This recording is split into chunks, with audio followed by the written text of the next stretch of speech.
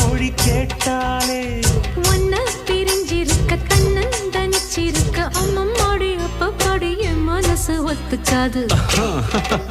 செந்தூர பாண்டிக்கு ஒரு சோடி கிளி கூ